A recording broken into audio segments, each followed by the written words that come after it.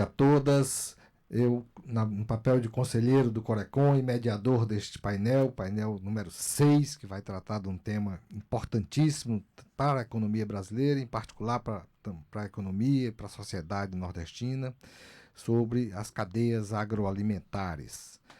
É desnecessário falar da importância desse segmento, que nos cursos de economia da minha época a gente chamava de setor primário, mas ele é um segmento que se tornou tão complexo e tão integrado com o setor seguinte, o secundário, ou a indústria, que fica difícil hoje em dia classificá-lo dessa forma. Então, as classificações, a taxonomia mudou um pouco e a gente divide, na verdade, por forma de relação de produção e relação de cada segmento dentro desse setor agroalimentar.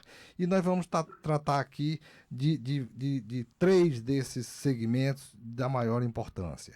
Primeiro, a cadeia do agronegócio, aquela que dá toda a inserção internacional da economia brasileira, responsável por uma parte relevante do produto interno bruto do país, responsável também por gerações de divisas muito fortemente, que tem em seu bojo uma série de setores relevantes e que aqui no Nordeste nós temos também representantes importantes nesse segmento. Nós temos desde a produção de grãos na região do Maranhão, Piauí, Bahia, dentro daquele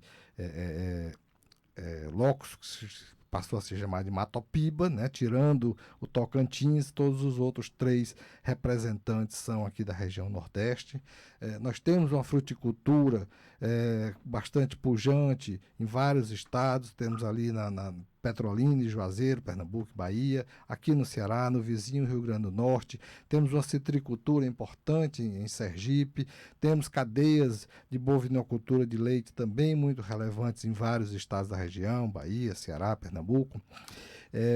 Temos produção de camarão em cativeiro também em vários estados da região, temos produção de outras proteínas animais. Então, a cadeia do agronegócio está extremamente bem representada e é de uma relevância muito grande na economia nordestina, e nós vamos ter a oportunidade de conversar com especialistas sobre isso, né? Vamos falar também de outro setor extremamente importante do ponto de vista alimentar, agricultura familiar, que fixa o homem no campo, gera ocupação e renda e tem uma relevância enorme na produção de alimentos para as populações de nossa região.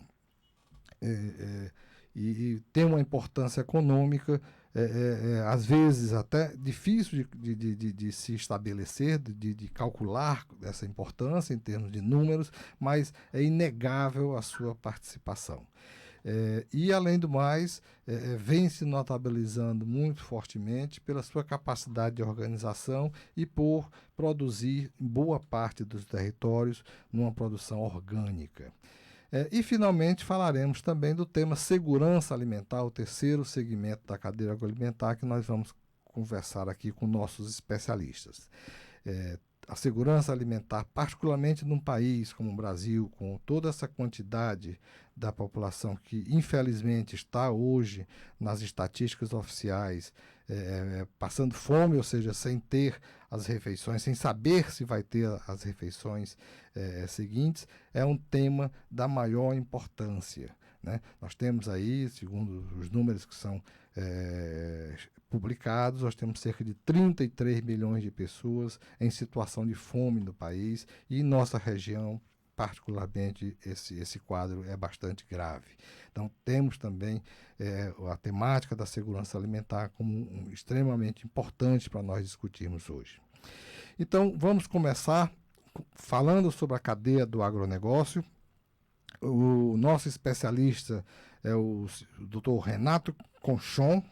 Ele atualmente atua como coordenador do Núcleo Econômico da Confederação Nacional de Agricultura e Pecuária do Brasil, a CNA. graduado em Ciências Econômicas, tem MBAs em Administração de Empresas e em Finanças e atualmente faz um mestrado em Law and Economics. Né?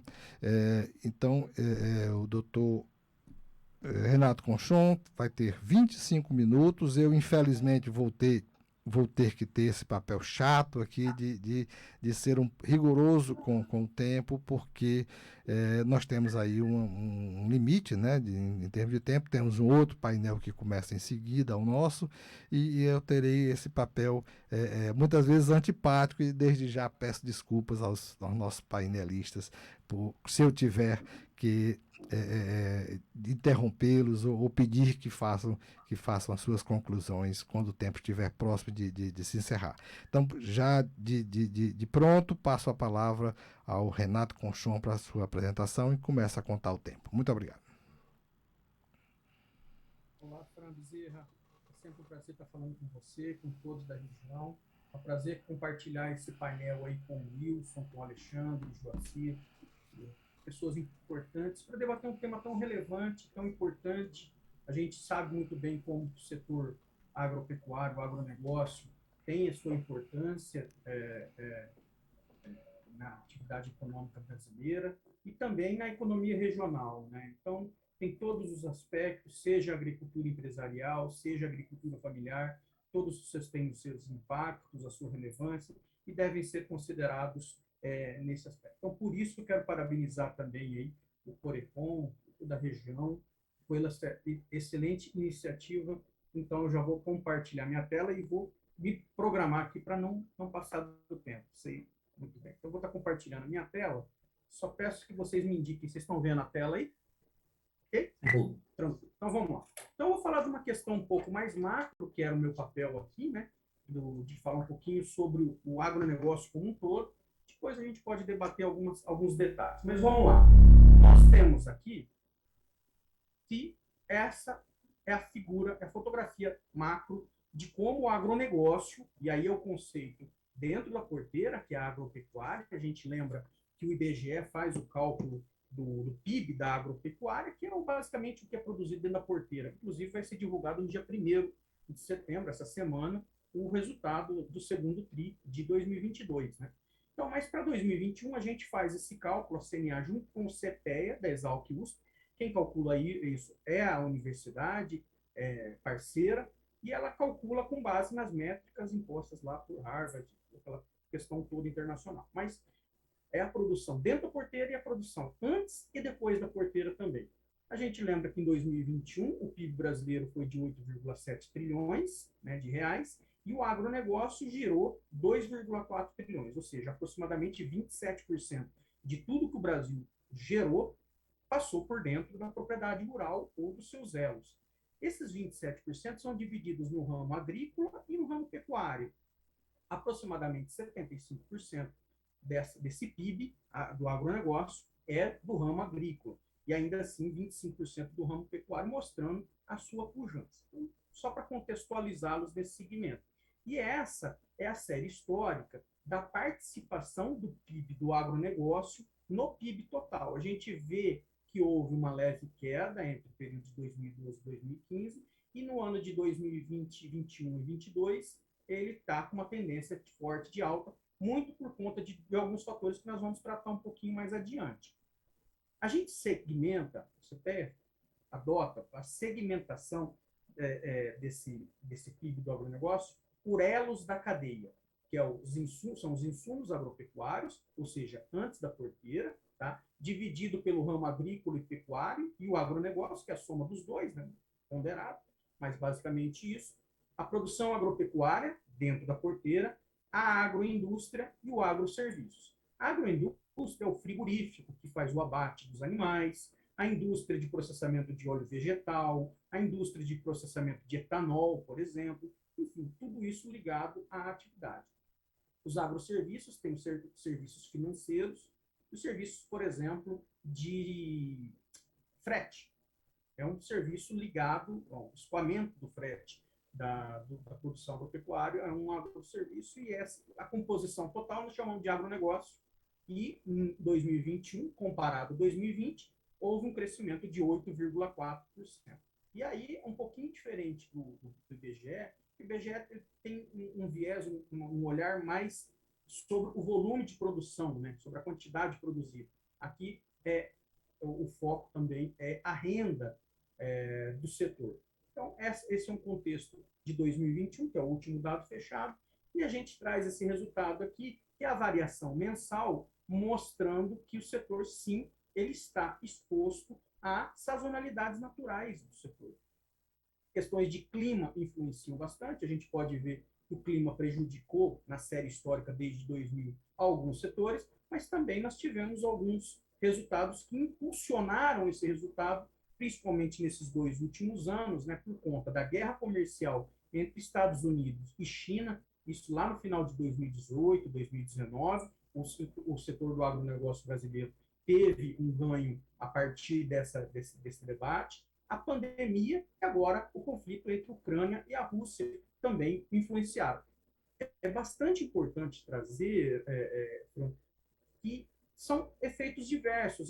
Para algumas cadeias tem benefícios, para outros nem tanto. E a gente vai detalhar um pouquinho disso mais adiante.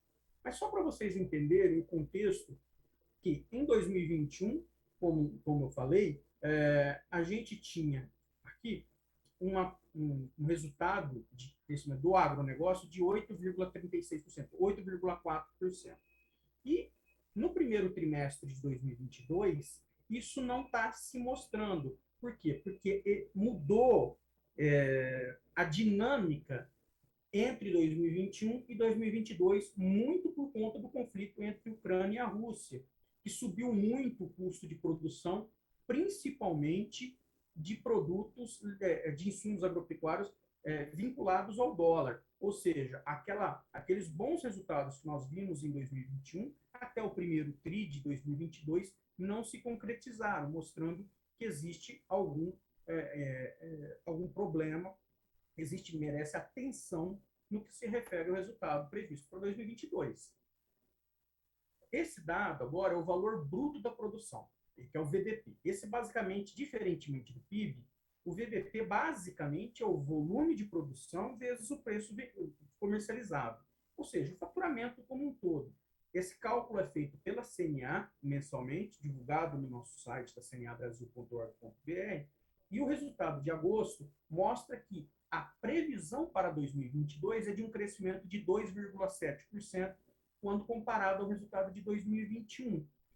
Se, por um lado, o ramo agrícola está apresentando um forte crescimento, por outro lado, o ramo pecuário está mostrando uma retração. Isso muito por conta dos impactos do conflito geopolítico que eu falei anteriormente. E aqui eu trago os 10 principais produtos do VBP, desse faturamento. A soja, a carne bovina, o milho, o frango, a cana-de-açúcar, leite, café, algodão, suínos e ovos. Os principais, sim, é verdade que são principalmente vinculados à produção de commodities, voltado às exportações, mas também nós temos, dentre os principais produtos em faturamento, produtos voltados ao mercado doméstico, voltados ao consumo nacional. O fato que a gente chama a atenção em 2022 é o aumento do custo operacional efetivo, o COE, né, da produção agropecuária. O custo de produção para feijão, para vocês terem uma ideia, subiu 48% na safra 2022 comparada à safra 2021. A soja também. Por que eu estou trazendo esses dados? Principalmente para mostrar que o custo de produção subiu para todo mundo, por questões do conflito geopolítico, a guerra entre Rússia e Ucrânia, a questão que ainda as cadeias globais de valor ainda não estavam integradas no pós-pandemia, tá? Isso impulsionou o aumento dos insumos, não só agropecuários, mas todos os insumos no mundo, e isso está se refletindo. Algumas cadeias estão se beneficiando do aumento dos preços no mercado internacional, sobretudo commodities, de uma maneira geral, embora tenha caído um pouco nos últimos meses, mas ainda assim. Então, o cenário que nós temos hoje é que o custo subiu para todo tipo de produção agropecuária. Entretanto, a receita não subiu para todo mundo. o que está nos alertando, está chamando a atenção, acendendo uma luz amarela, que pode, para algumas cadeias, principalmente aquelas voltadas ao mercado doméstico, haver um problema de rentabilidade, um prejuízo por parte desses produtores rurais. É isso que nos preocupa, com reflexos, inclusive, aí para a segurança alimentar, o que nós não desejamos, que o Nilson vai falar no painel de segurança alimentar. Aqui a gente traz os mesmos dados, só que do ponto de vista internacional. Aqui é o índice FALDA para commodity soft, né?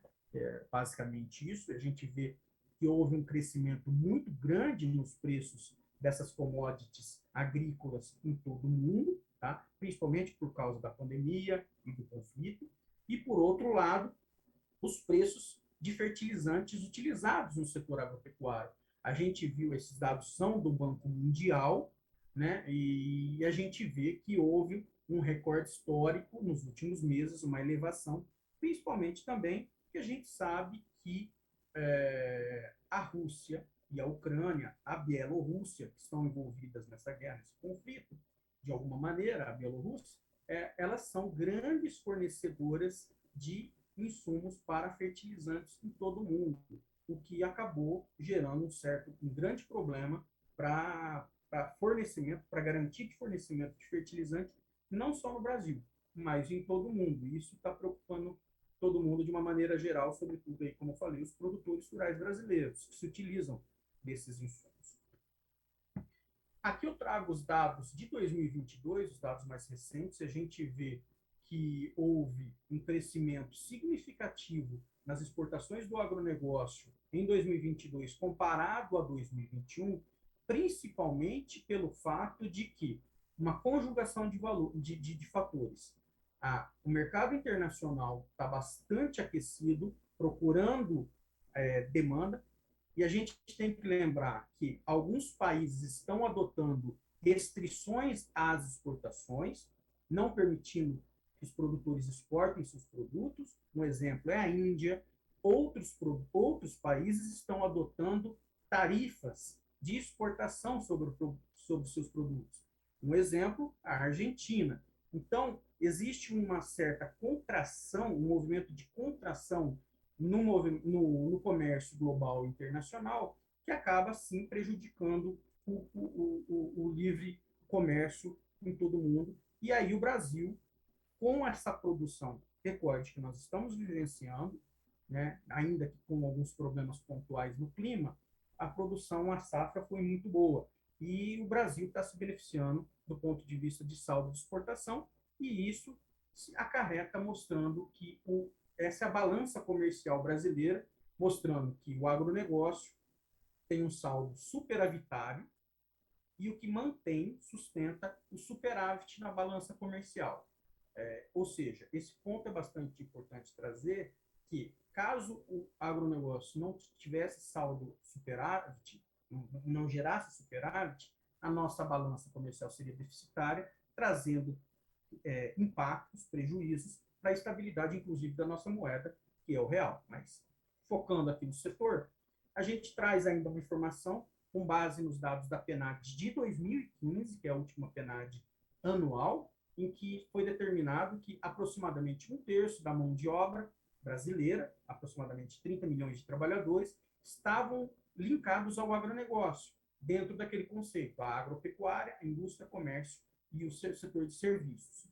Então, para adiantar um pouquinho aqui, e ainda, para algumas cadeias, a gente traz a informação que o Brasil é líder, ou está entre os líderes, na produção de alguns produtos, tal como a soja, o café, o suco de laranja e o açúcar, o segundo maior produtor mundial de carne bovina, o terceiro maior produtor mundial de carne de frango, enquanto ele é o maior exportador de todos esses produtos, tendo um market share no comércio global que pode chegar a 75% desse produto, que é o caso do suco de laranja. Ou seja, mostrando a relevância das exportações desses produtos para todo mundo. Aqui eu trago esse gráfico para mostrar que em alguns fóruns, que em alguns momentos, a gente vê que o setor, muito se discute que tudo que se produz de alimento, de produto do agronegócio, é exportado. E não é bem por aí. Alguns produtos, sim, têm uma relevância importante, mas a gente normalmente exporta uma parte que é o excedente do consumo. Em algumas cadeias, não, a gente não consegue consumir tanta essa produção, mas alguns produtos, principalmente aqueles voltados ao mercado doméstico, aquele consumo mais das famílias, tá, por exemplo, o feijão e o arroz, grande parte, mais de 80%, são voltados, destinados ao mercado doméstico, ao contrário de que muito se propaga que tudo que se produz é exportado. Não é bem por aí. Aqui a gente traz esses dados, esse gráfico, com base nos dados da Conab e do MDIC e do próprio USDA, que é o Departamento de Agricultura americano, com base na consumo, exportação e também na geração de estoque de alguns produtos, né? Ao estoque chamado estoque de passagem.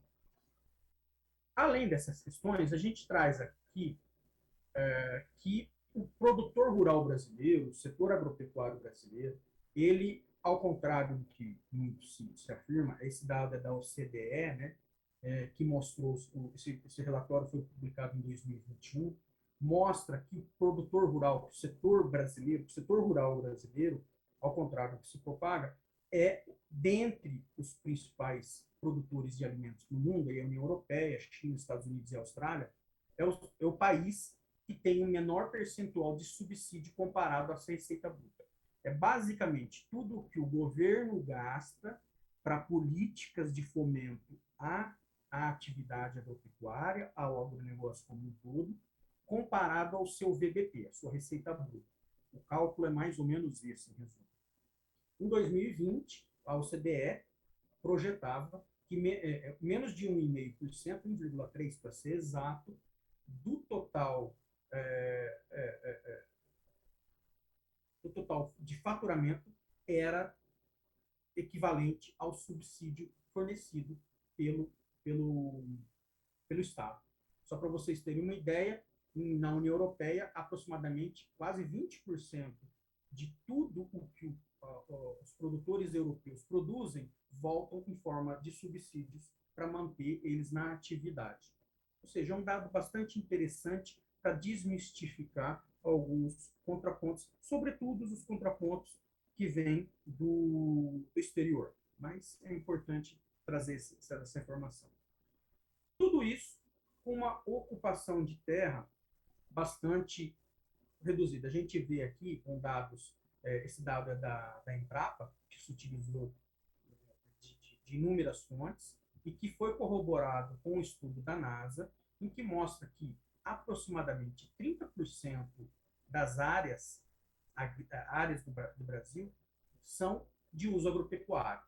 8% de pastagens nativas, 13% de pastagem plantada e 9% dessas áreas são destinadas a lavouras e florestas plantadas.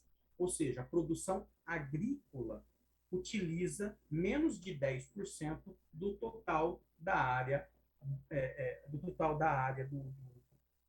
país. Ainda é importante destacar que 20% da área nacional, 20,5%, são áreas destinadas à preservação da vegetação nativa dentro de imóveis rurais. Porque a gente lembra que, de acordo com o Código Florestal, de outras leis, a depender da região que o produtor se estabelece, ele tem que manter um percentual da sua propriedade como área nativa. No sul do Brasil, por exemplo, né, na região da Mata Atlântica, 20% da propriedade, no mínimo, tem que ter Mata Atlântica. Na região amazônica, é o contrário. O produtor só poderia abrir 20% da área, mantendo 80% da área interna. E é importante destacar também que a CNA defende, atua e propaga que nós, o setor, não precisa de ampliar novas áreas e a gente é contra o desmatamento legal. Não existe a necessidade de abrir novas áreas de maneira ilegal em nosso país. De uma maneira geral, eu queria trazer esse dado porque é bastante interessante no sentido de mostrar as últimas informações que, inclusive, como falei, foram corroboradas pela NASA.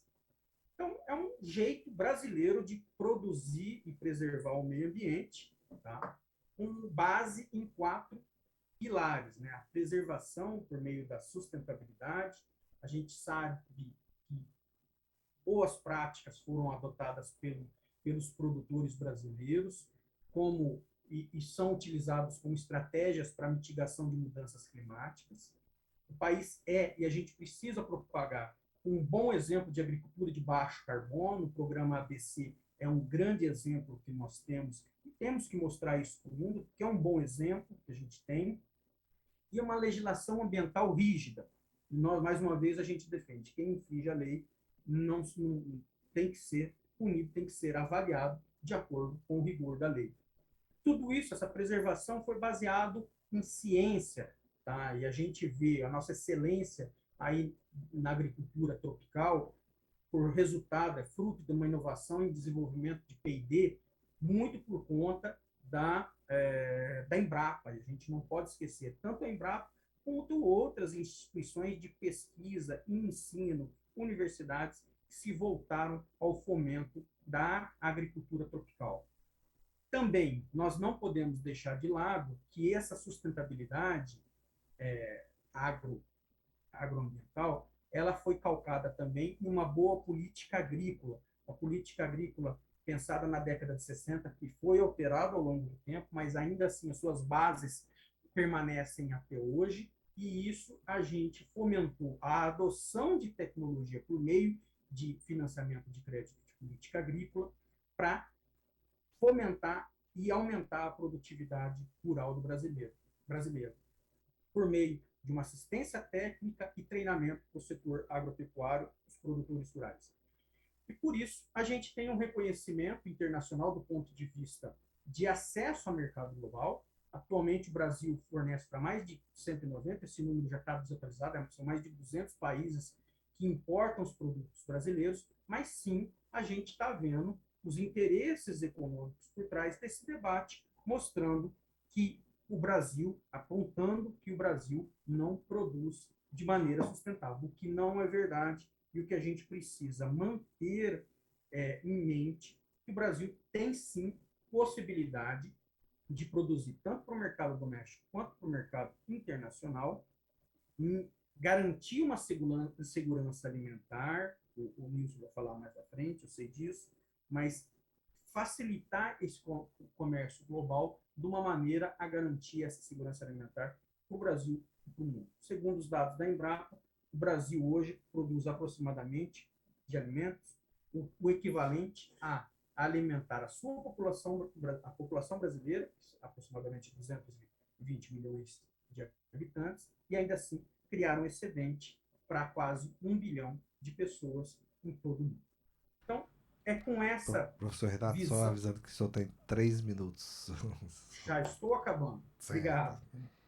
E aí, Fran, só para concluir aqui, esse é meu último slide, eu mostro aqui para vocês as nossas projeções para 2022, são projeções da CNA, para 2022, bem resumido, de alguns dos principais indicadores macroeconômicos, que é o PIB Brasil, a gente está revendo, isso deve crescer um pouco, esse 2,1 para 2022, o IPCA, hoje 7,9, deve acomodar por conta das políticas que estão sendo adotadas, principalmente para a energia, a Selic em patamares, sim, elevados, o que deve onerar ainda mais o custo de produção dos produtores, uma taxa de câmbio relativamente, mas a gente acredita que nesse segundo semestre, por conta das eleições, deve haver uma certa volatilidade no câmbio, mantendo um desemprego de 9,4% ao final do ano, e um crescimento do PIB da agropecuária, e aí dentro da porteira na ordem de 3,5%, enquanto o agronegócio deve crescer, o PIB do agronegócio deve crescer entre 2%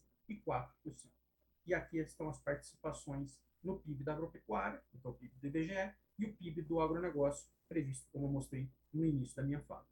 Com isso, eu já concluo aqui, para não exceder, e deixar o meu contato para todos vocês. Diante disso, eu vou estar parando aqui o compartilhamento da minha tela. Agradeço e fico à disposição de todos vocês. Muito obrigado. A palavra está contigo, Fran. Ok. professor Renato, agradeço imensamente a sua brilhante exposição.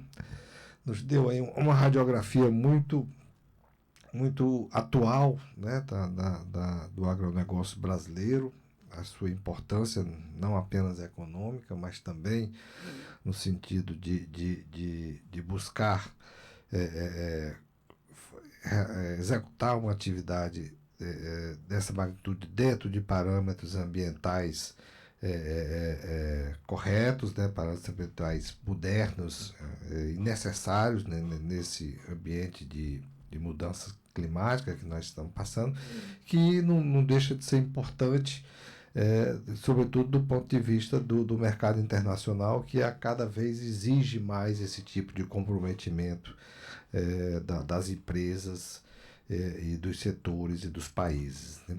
Então é muito bom saber que o agronegócio tem essa preocupação e a importância que foi demonstrada aqui mais uma vez desse importantíssimo segmento da economia brasileira.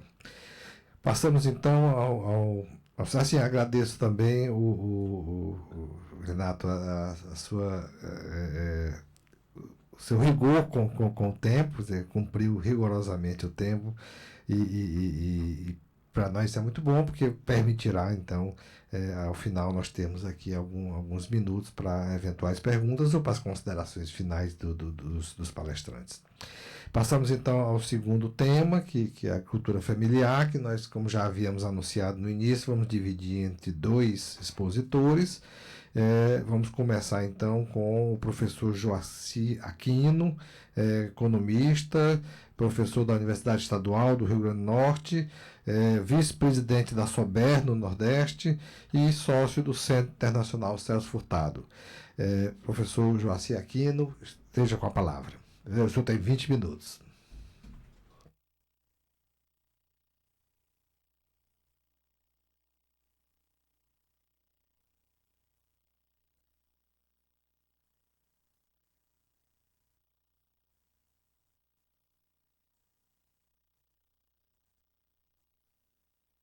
Desculpa, Joacir, só para falar, eu acho que está no mudo, nós não estamos te ouvindo. Está sem som.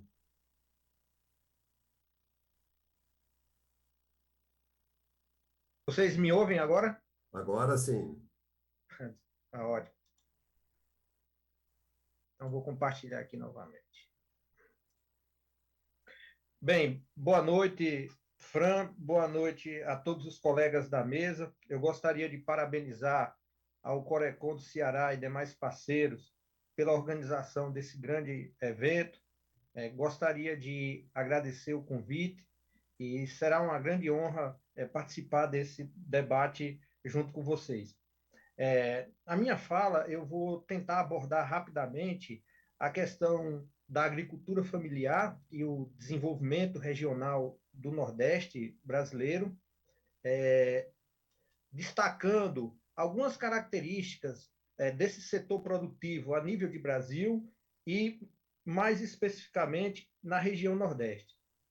Antes de falar do Brasil e falar do Nordeste, a gente tem que entender que quando nós estamos falando de agricultura familiar, nós estamos falando de um setor que é numericamente expressivo no mundo todo. Dados recentes, né, de relatórios do Banco Mundial mostram que 90% dos estabelecimentos rurais do mundo são de agricultores familiares. Em torno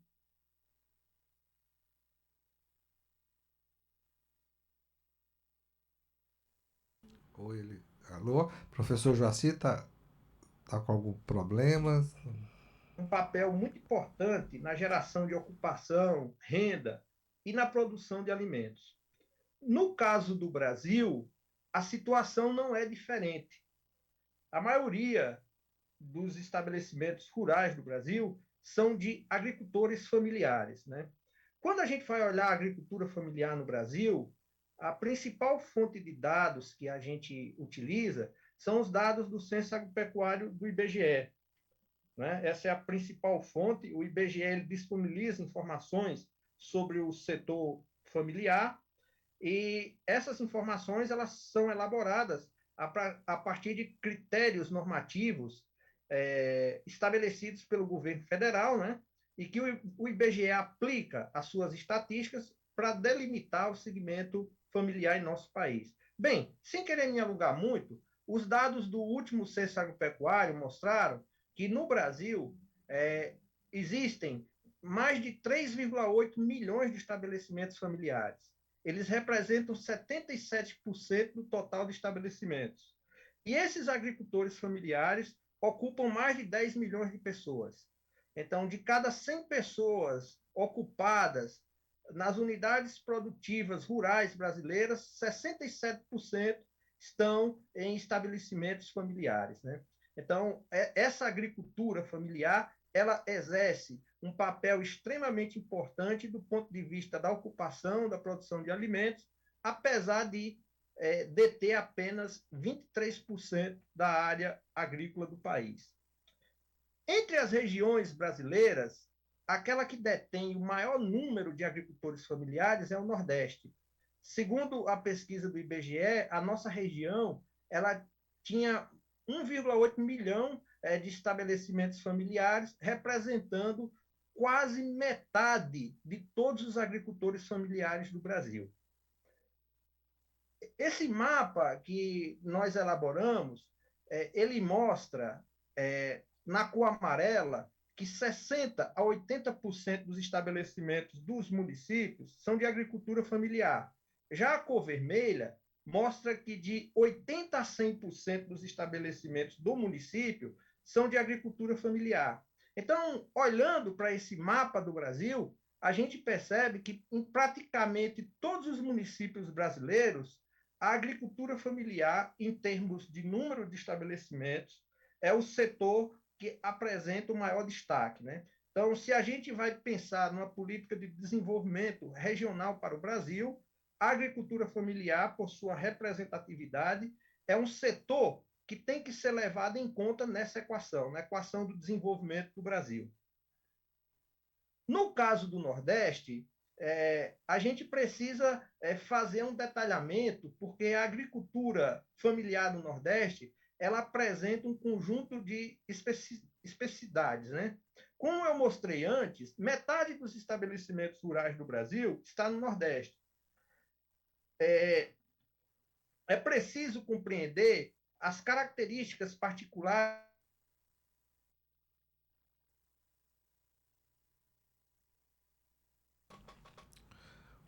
Professor Joaci, estamos com algum problema. Vocês estão me ouvindo? Agora sim, então, falhou um pouco, uns 10 segundos mais ou menos. Ah, perfeito. Então, eu estava falando que vou apresentar alguns dados da agricultura familiar do Nordeste a partir dessa publicação que nós colaboramos na organização, né?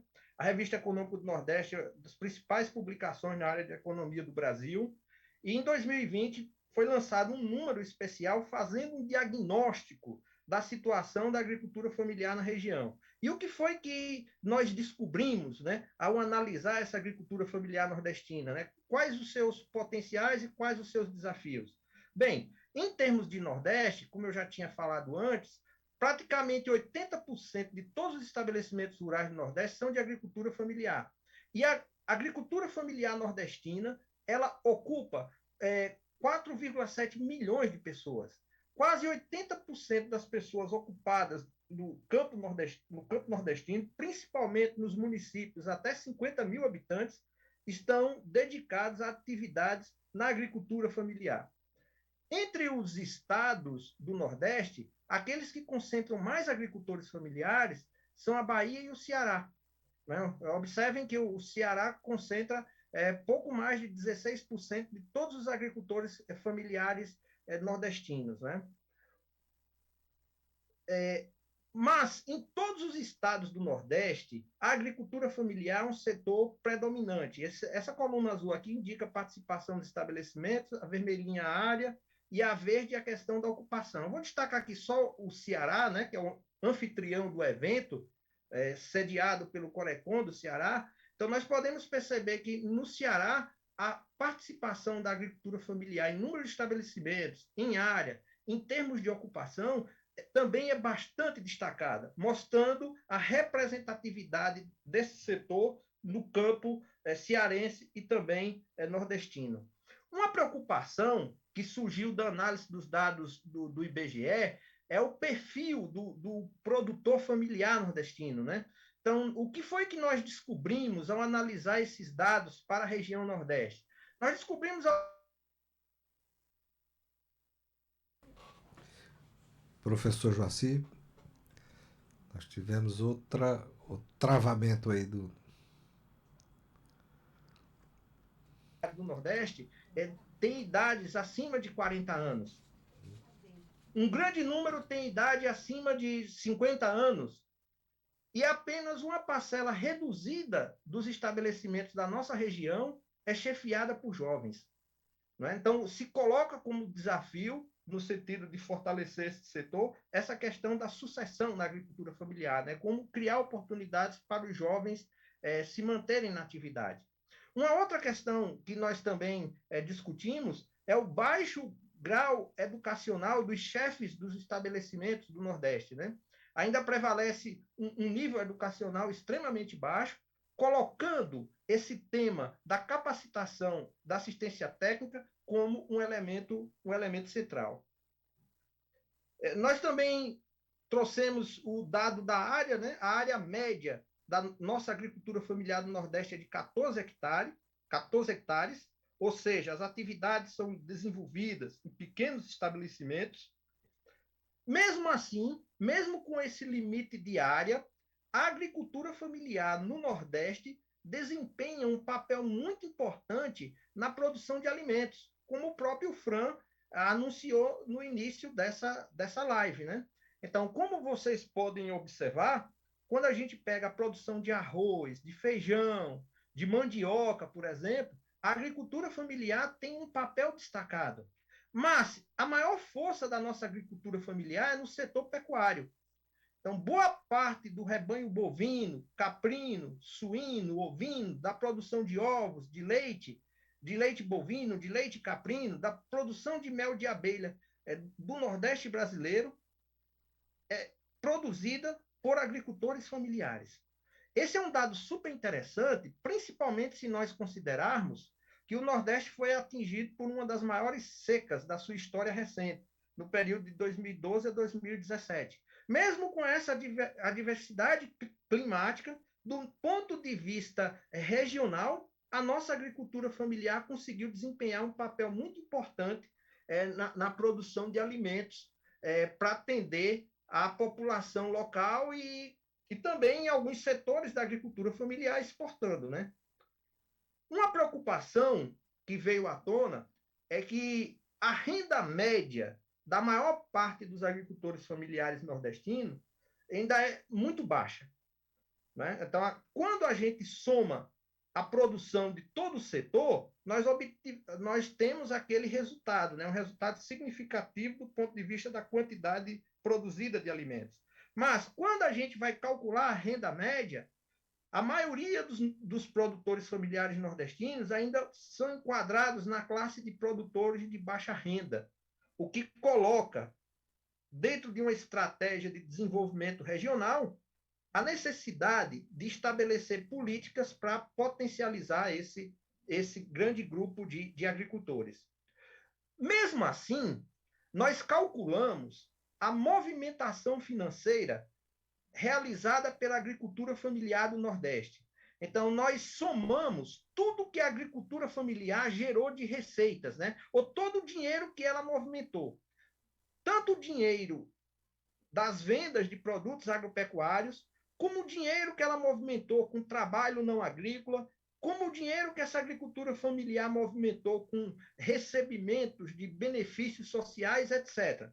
Então, nós obtivemos um dado extremamente interessante. A agricultura familiar do Nordeste, ela movimentou em 2017 30 bilhões de reais, certo? 30 bilhões de reais em movimentação financeira, incluindo a produção, incluindo os recebimentos de vários tipos, né? Lembrando que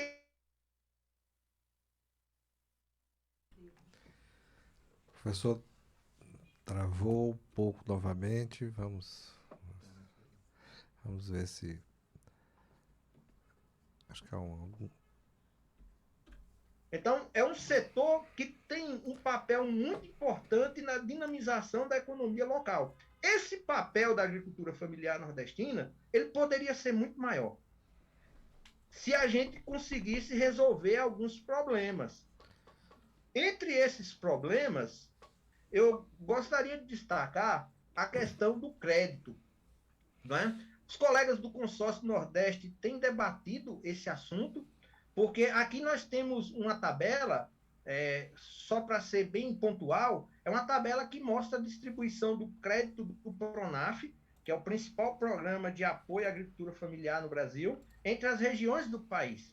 O que é que nós observamos? Que, em termos de quantidade de estabelecimentos familiares, quase metade dos estabelecimentos familiares do Brasil estão no Nordeste. Mas a agricultura familiar nordestina recebe só em torno de 15% do crédito do Pronaf. Então, é uma desigualdade muito grande. Enquanto isso, os agricultores familiares do Sul, que representam menos de 20% dos estabelecimentos, recebem mais da metade do crédito. Uma outra coisa inconveniente é que o ticket médio de crédito do agricultor familiar nordestino é extremamente baixo. Né? É pouco, menos de 5 mil reais é o nosso ticket médio, né? da média de crédito. Então é muito difícil, apesar dos estudos que o próprio Banco do Nordeste apresentam, né? Estudos extremamente relevantes, mostrando a importância do microcrédito, né? Para gerar emprego e renda, mas, numa perspectiva estrutural, deve ser feito alguma articulação para aumentar esse ticket médio. Porque é muito difícil viabilizar uma unidade de produção familiar com um valor tão pequeno, né? Apesar da importância significativa, né? e reconhecida internacionalmente da política de microcrédito como instrumento de combate à pobreza. Né? Uma outra questão, e é o tema específico desse painel, é a dificuldade que a gente tem no Nordeste, principalmente do ponto de vista da política de financiamento, de disseminar sistemas produtivos ambientalmente sustentáveis, como a agroecologia. Isso aqui é um dado que eu peguei de um estudo que acaba de ser lançado pelo IPEA, onde os técnicos do IPEA eles fizeram um balanço das principais linhas do Pronaf para financiar a agroecologia. Então, a princípio, a gente olha que 75% dos contratos do Pronaf para financiar a agroecologia foram no Nordeste. Isso aparentemente é bom, mas foram menos de 2 mil produtores. O Nordeste tem 1 milhão e 800 mil estabelecimentos. Quer dizer que desses 1 milhão e 800 mil estabelecimentos, pouco mais de 1.200, no período de 2016 a 2019, conseguiram obter crédito para financiar a agroecologia. Então, é um outro tema que a gente precisa avançar. É a internet dele. Professor, acho que temos aí novo travamento aí. Deve ser a internet. Voltou. Uma outra questão central que está em jogo é a questão dos juros, né? O doutor Renato frisou anteriormente muito bem a importância de programas que estimulam a agricultura sustentável, né? Como o programa ABC, que é o programa Agricultura de Baixo Carbono. O programa ABC, recentemente, ele foi repaginado.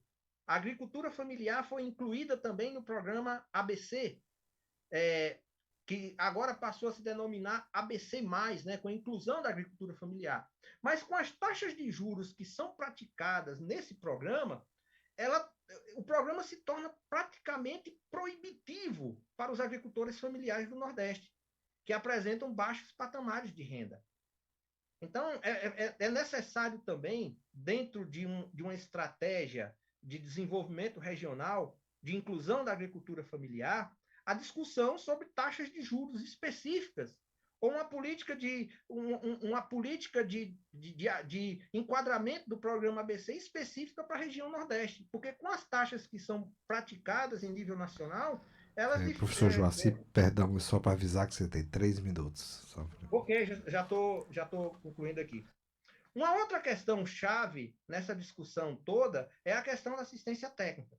Assistência técnica é um dos grandes gargalos da agricultura familiar nordestina. Na região como um todo, em todos os estados. Observem que no caso do Ceará, quase 90% dos agricultores familiares do Ceará não têm assistência técnica. No Nordeste, 92% dos estabelecimentos do Nordeste não têm assistência técnica.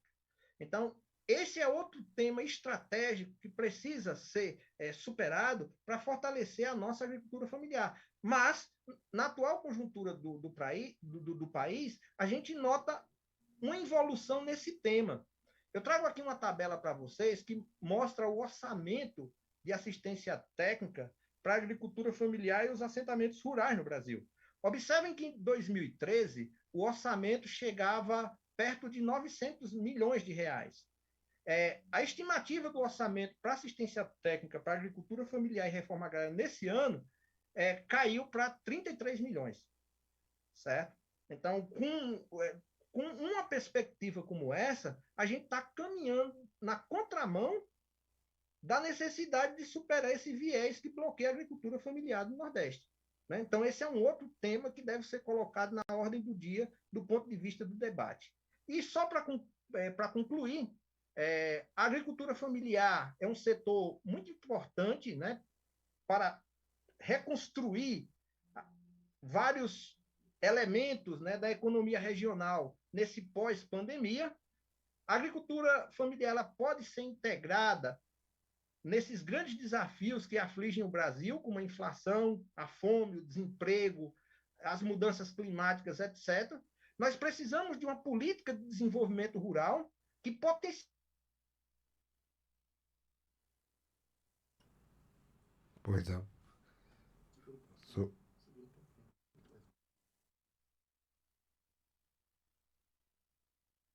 A política estratégica ela deve abranger diferentes níveis, que vão desde a capacitação do produtor, da sua unidade de produção, até o equipamento, né, dos municípios, do apoio da política estadual e da recuperação da política nacional de apoio a esse segmento, como um dos trunfos principais para a promoção do desenvolvimento regional, especialmente nos pequenos e médios municípios do Nordeste. Era isso.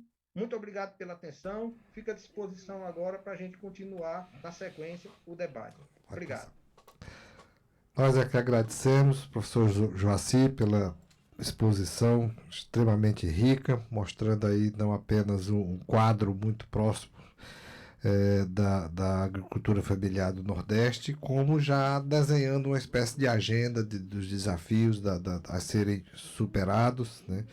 Particularmente na questão da oferta e acesso ao crédito, a oferta e acesso à assistência técnica e o custo do crédito que é ofertado hoje em dia, além de também uma agenda sobre as necessidades da agricultura familiar no que diz respeito ao desenho de uma política mais ampla de desenvolvimento rural da região Nordeste. Então, agradecemos e pedimos que aguarde para, ao final, responder as perguntas porventura existentes ou então fazer suas considerações finais.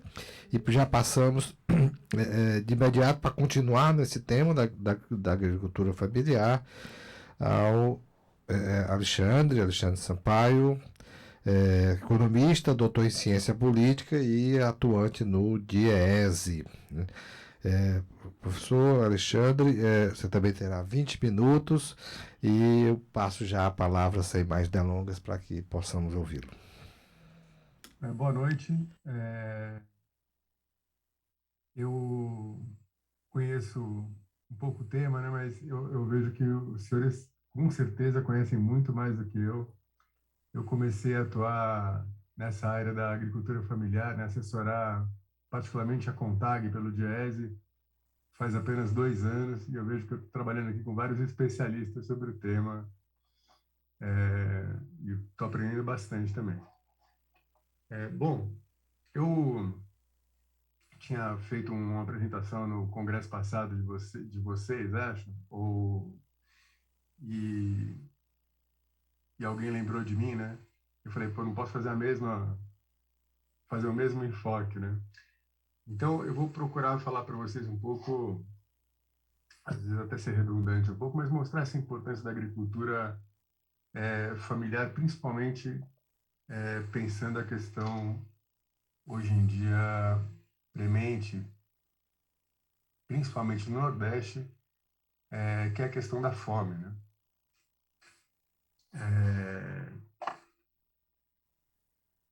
O nosso presidente da República falou outro dia que ninguém passa fome no Brasil e que não tem fome, né? E a gente sabe que os dados têm mostrado um retrato diferente, apesar de a gente ter uma melhora na economia, uma taxa de desemprego caindo, a gente sabe que essa taxa esconde muita coisa, né? Eu participei de 2 congressos, 2 seminários na OIT, um presencial em 19, agora um online, mas onde os países estão muito preocupados porque a taxa baixa de desemprego ela não está revelando a condição econômica real da população, né? A gente tem no Nordeste, no Norte, Centro-Oeste, realidades muito díspares. Estamos aí no Sul quase com pleno emprego há muito tempo e no Nordeste um desemprego alto. Eu fui para Tocantins agora. O segundo trimestre de 2020 mostra uma queda para 6% na taxa de desemprego, mas quando você verifica a taxa do IBGE de subutilização da mão de obra, ela vai para 18%. E é por isso que a gente está vendo essa realidade. E, nesse contexto, a agricultura familiar é muito importante, tanto para os estabelecimentos que produzem para comercializar fora, como para os que produzem para o consumo próprio. Eu vou fazer a... Vocês estão vendo a apresentação? Não.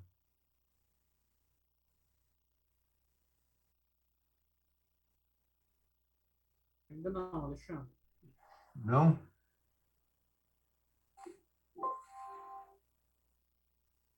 Está sendo possível ver?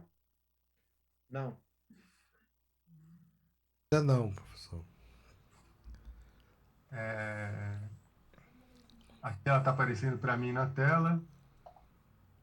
E eu não fiz o teste, né? Então... Compartilhar, né? Vai naquela flechinha verde, onde está escrito share screen ou... Share screen aqui. Isso. É isso aí. É isso que faltou mesmo. Agora escolha lá e... Pronto.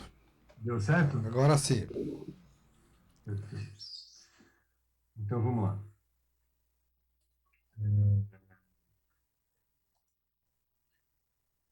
A gente está vendo esse problema da fome, né? Principalmente na área rural, por incrível que pareça, né? Muito mais marcante do que nas regiões urbanas. E a gente ia se perguntar, né? Por que a gente vê fome na área rural, né? Onde a pessoa devia ter um acesso direto à produção, nem que fosse a produção para consumo próprio, né? Quase 20% aí da área rural, na última pesquisa do CESAM, com insegurança alimentar grave, né? E somando aí quase 35% entre grave e médio, que dá um pouquinho acima da urbana. A gente sabe aí são quase 33 milhões com insegurança alimentar grave e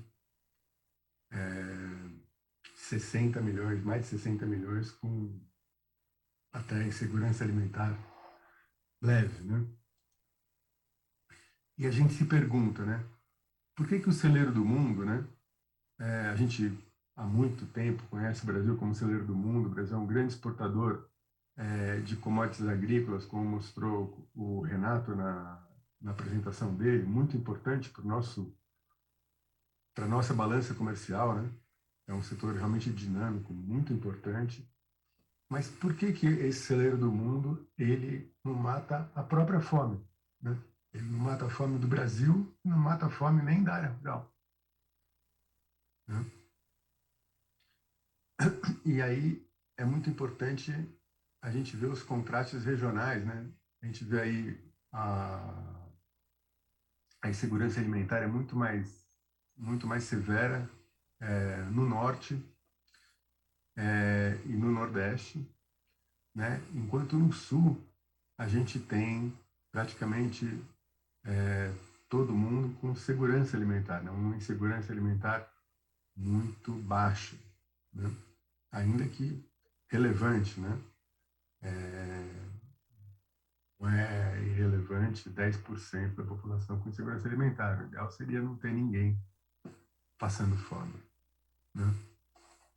Ou seja, mesmo no sul, a gente tem essa realidade. O sul também tem os seus estados, cada um tem uma realidade particular, né? Isso é importante de notar. Bom, eu acho que uma parte dessa explicação está, sem dúvida, na queda de renda, né, do emprego, como eu mostrei, mas outra parte eu acho que está também na falha das políticas públicas federais, e eu sei que cada unidade da federação também tem a sua política, né? Tanto nos dois programas que eu vou falar aqui, do PAA e do PNAE, né? Às vezes, no PNAE, muitas vezes o complemento do Estado é maior do que o recurso da União.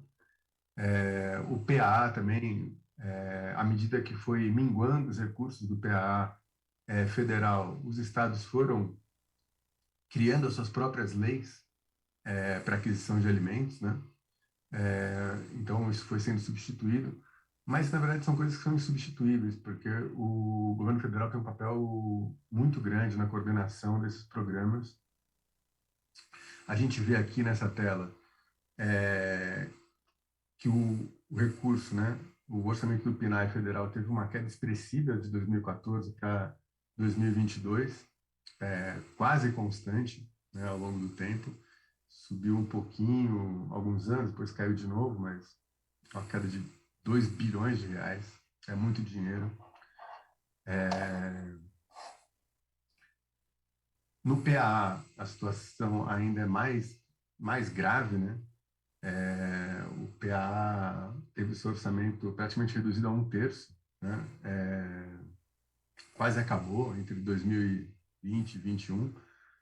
2022 ele foi recriado, de certa forma, né? Com um novo Auxílio Brasil, mas de uma forma que não ajuda particularmente aquele agricultor do Nordeste, né? Porque essa troca de alimentos, né, ela não, nas condições que ela é reivindicada pelo programa, ela dificulta muito, ninguém consegue planejar uma produção para 3 meses, aí se não entrega o alimento, tem que retornar o recurso, praticamente inviabiliza a entrada do agricultor mais simples nesse programa, né? Mas vocês podem ver, a queda é muito drástica, né? Isso em termos reais, né? Eu deflacionei, então a gente está vendo os valores reais aí do empenhado e autorizado. Eu também fiz uma análise do orçamento global da agricultura familiar, alguns programas aí que estão entrando, assistência técnica, está entrando o PRONAF, né? O PRONAF é aquilo que importa realmente para o agricultor familiar, né? Que é a equalização, né? Não é aquele valorzão lá, mas eu acho que um dado fundamental é da equalização, né? Quando o governo realmente entra com recurso ali, né? Fazendo com que aqueles juros eles não machuquem tanto o agricultor, né? O governo vem fazendo uma tentativa, né, de fazer crédito a mercado para o setor agrícola e tentando colocar o agricultor familiar junto, né, no crédito agrícola como um todo. Isso é um equívoco. Os colegas aí falaram um pouquinho das especificidades do setor, né? Então, é muito importante que, como o Joacir falou, que você tenha políticas específicas para que esses agricultores familiares consigam acessar o crédito, né? Isso passa sem dúvida, pela equalização dos juros, né? Mas passa também por outras políticas importantes, né? E o Joacir falou um pouco da questão do acesso à orientação técnica, né? A gente tem um acesso muito precário dos agricultores familiares à orientação técnica, apesar da Embrapa, da Emater, tem um papel muito importante, né,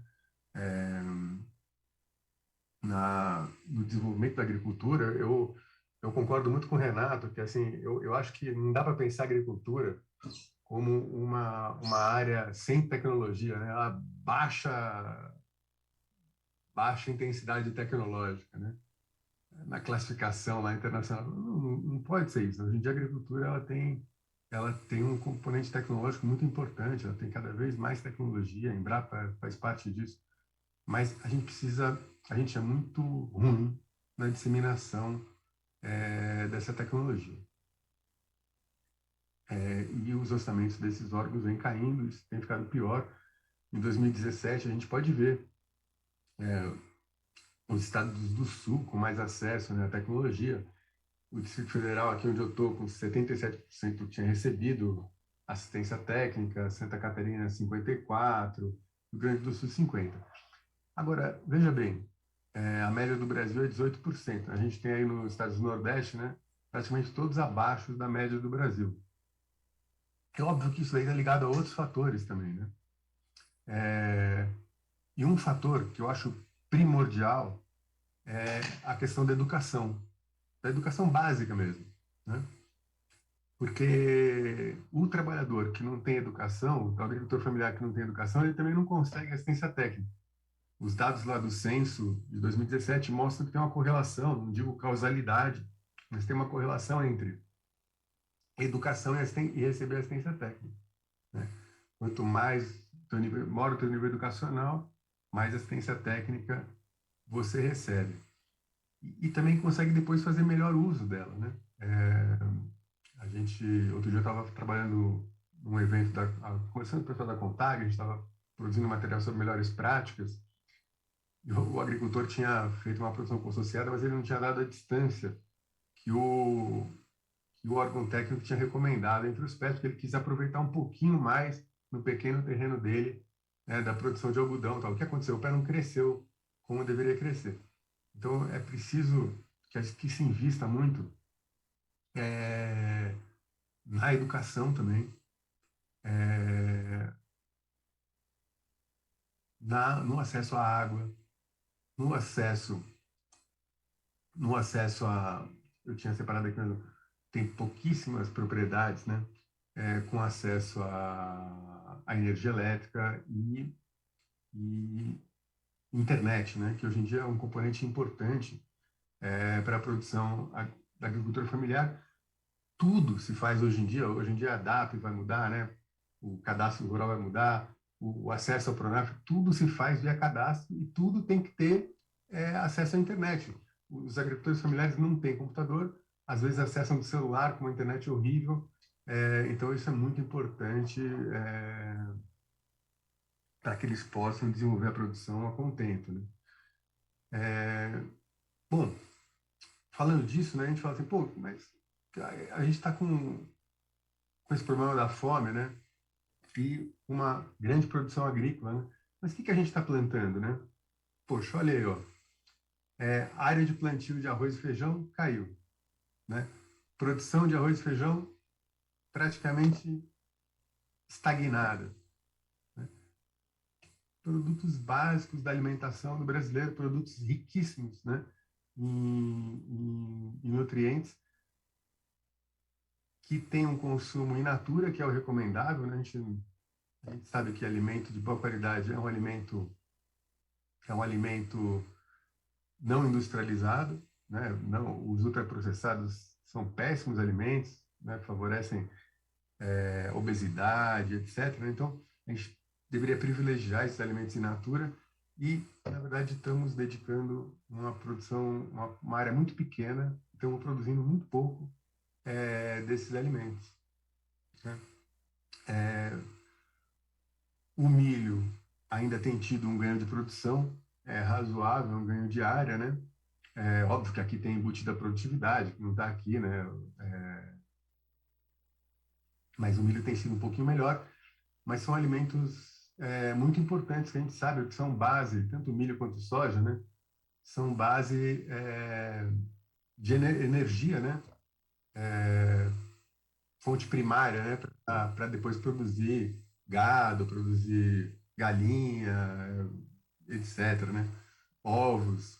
Então, são alimentos importantes, uma parte muito grande é exportada, mas mesmo para alimentar essa outra produção interna, que o Joacir mencionou, por exemplo, né, que da qual a agricultura familiar tem um peso muito grande, é importante. Mas isso daqui é um pouco da falta de política, né, pública, né?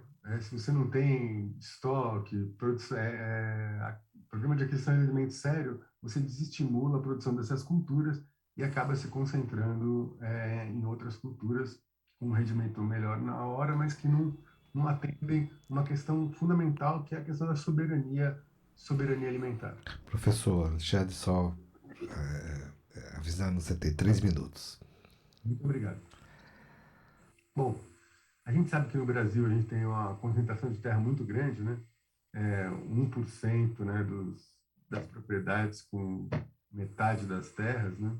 Eu acho que um pouquinho o Daci falou isso, e no caso, a agricultura familiar ocupando tendo 77% dos empreendimentos e ocupando só 20% das terras, e vice-versa, né?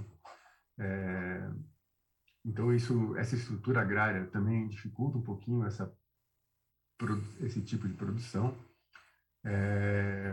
O Brasil, apesar das titulações de terra, a gente sabe que o recurso para compra de terra, né, tem se reduzido praticamente, acabou, né? Hoje em dia, se não me engano, tem 1 milhão, 2, 3 milhões que não dá nem para comprar, dá para comprar terra. Então, é uma política importante. A própria que isso daí precisa se dar atenção a isso, né? São esses 1%, né? Aí vou puxar um pouquinho aqui, né? São esses 12, 13%, né, que tem uma fatia menor das terras e que é responsável por uma boa parte da produção do alimento que vai à mesa do brasileiro. Não o alimento que também é importante, né, que é exportado, que serve de fonte primária de energia para realização para a criação de outras, também para a produção, né? Bom, um pouco para salientar essa importância da agricultura familiar, né? Em termos de valor de produção, eu peguei aqui o valor de produção da horticultura, né? A gente vê que a agricultura familiar é responsável por bem mais de 50%, né? Não fiz nem o cálculo de cabeça, mas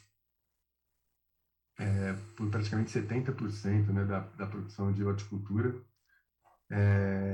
Eu peguei em valor de produção, podia ter pego em outros critérios, né?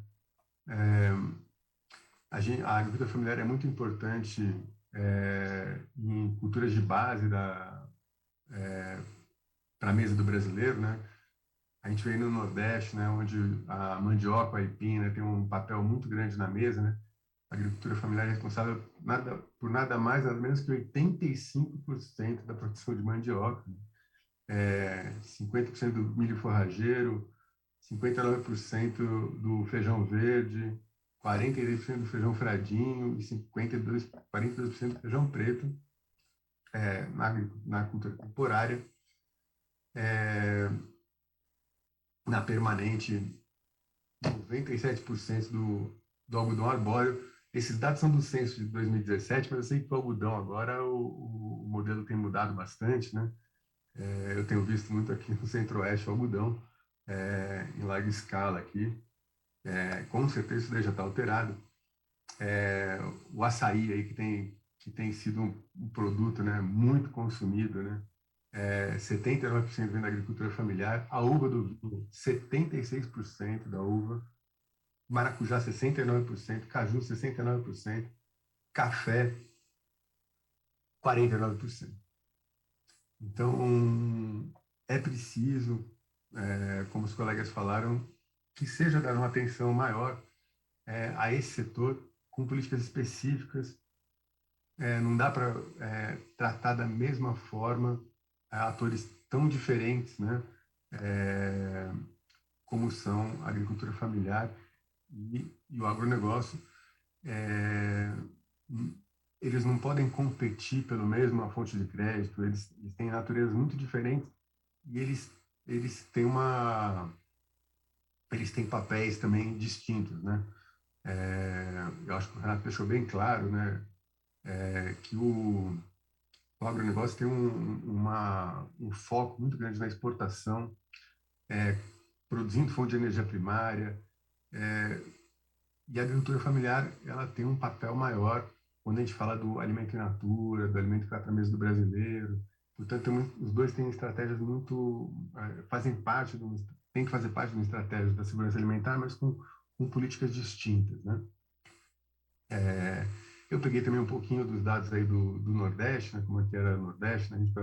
No caso do arroz em grão, Professor tá? Alexandre, eu pedia só que o senhor concluísse, porque o tempo já esgotou. Aí um pouco a importância para o Nordeste em particular, mas acho que isso daí o Jacir falou com muito mais propriedade do que eu, né? Então eu gostaria de encerrar agradecendo o convite e procurando, né? Espero que eu tenha sensibilizado todos para essa importância da agricultura familiar, questão da soberania alimentar, e agradeço mais uma vez a participação. Nós é que agradecemos, professor Alexandre. Interessante o grau de complementariedade entre as apresentações do professor Joacir e do professor Alexandre. O professor Joacir apresentou um perfil da agricultura familiar no país e no Nordeste, e o professor Alexandre meio que entrou no ambiente do agricultor familiar e mostrou como é o padrão de vida, qual é os recursos de que ele dispõe, quais são, inclusive, os recursos orçamentários voltados para a agricultura familiar, e também avançou numa agenda importante de políticas para esse setor, mostrando a necessidade de um tratamento diferenciado, mais ainda em relação a outros segmentos da cadeia agroalimentar. Mas dando continuidade ainda ao tema, agora especificamente de segurança alimentar, nós vamos ao nosso último palestrante do painel, o professor Nilson Maciel de Paula, economista, mestre em desenvolvimento, agricultura e sociedade, doutor em economia pela University College de Londres e pós-doutor pela University of Reading do Reino Unido, atualmente professor sênior do programa de pós-graduação em políticas públicas da Universidade Federal do Paraná. Professor Nilson, passo a palavra e também lhe destino 20 minutos, e eu peço também que, a exemplo dos outros três, desculpe, também possamos cumprir esse tempo previsto para a apresentação.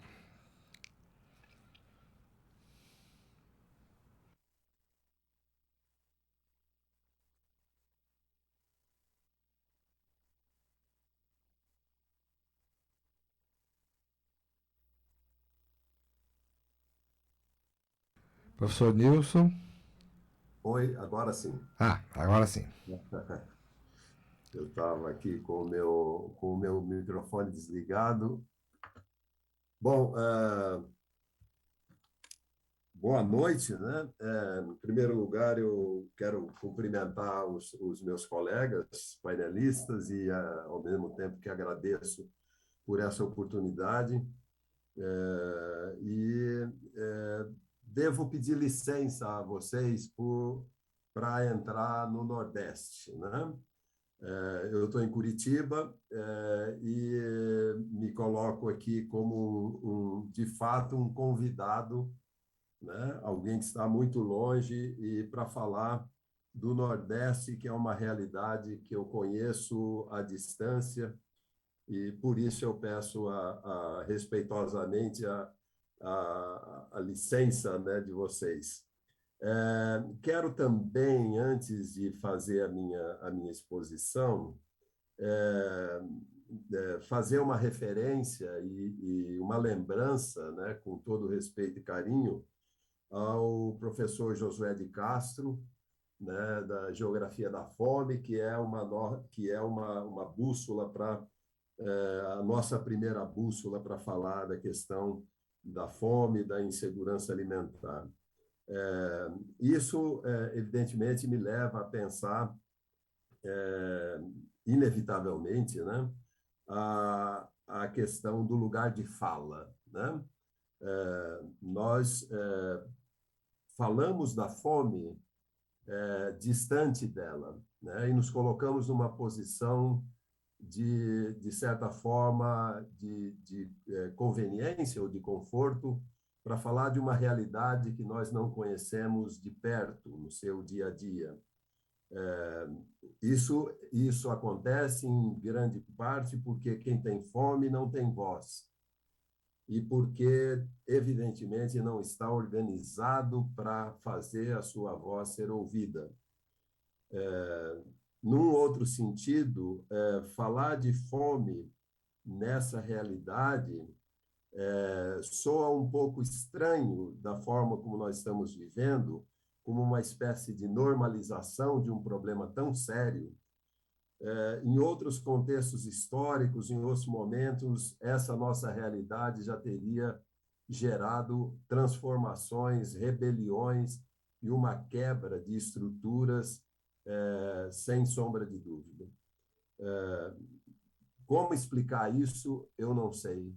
Como tratar desse assunto, eu também não sei. Algo que talvez me ocorra nesse momento é que nós estamos vivendo uma tragédia humanitária em meio à prevalência de um modelo econômico extremamente destruidor de valores e destruidor de aspectos essenciais à vida.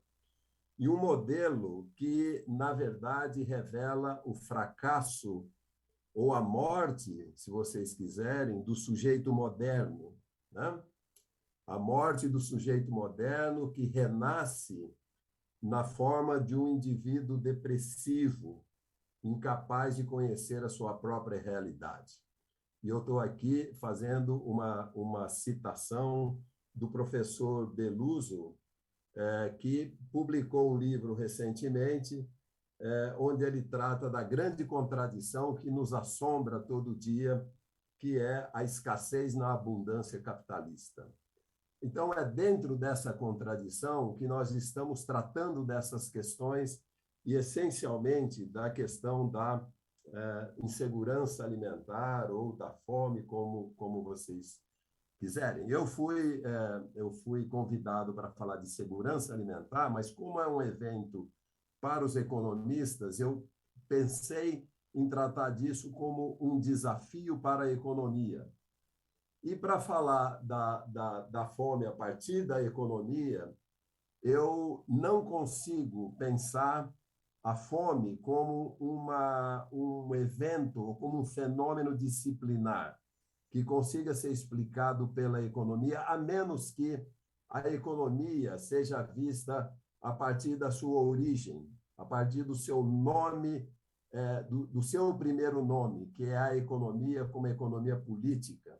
E é só assim que nós podemos estabelecer as interfaces necessárias para nós compreendermos a realidade. Assim é que a economia política ela consegue dialogar com a política, com a sociologia, com a antropologia, com os problemas da saúde, fundamentalmente com a história.